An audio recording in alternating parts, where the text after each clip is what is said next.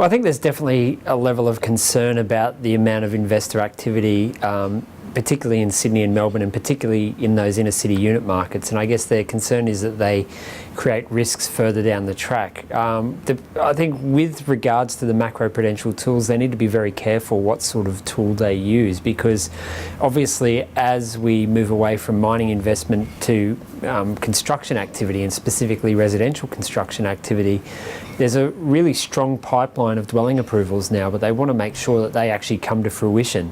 So they don't want to introduce a tool that will potentially see those all those new units and houses that are approved for construction not ultimately be built. So it's going to be a tough call as to how exactly to implement macroprudential tools. But I think realistically the rest of the economy needs low interest rates, and the only reason they're looking at doing this is because they can't lift the interest rates for the housing market because the rest of the economy needs those low interest rates. So they need to look outside of the box to try and cool some of the exuberance in the housing market.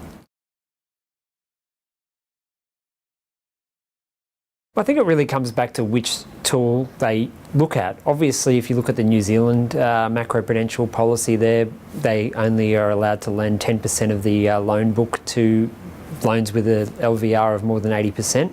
In Australia, about a third of all loans are over 80% LVR, so that would obviously have a pretty damaging effect on the market.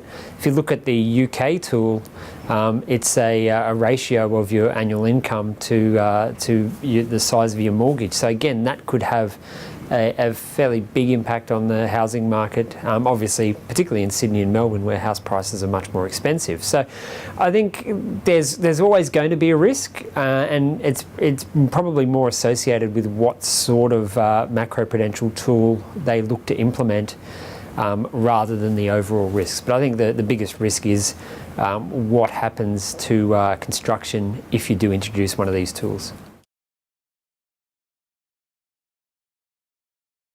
Maybe the UK tool is a good one. I don't really understand how it works with the investor market though, so that's probably my one question there.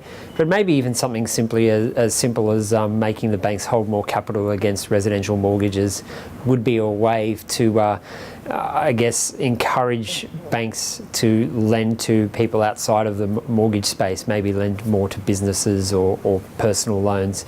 So maybe a tool such as that would be a better way, but I don't really have a preference. I think that the UK model is better than the New Zealand model, but that's not saying that it's bulletproof. I think we'll probably see some different iteration to what we've seen in those other areas here in Australia if and when it is introduced.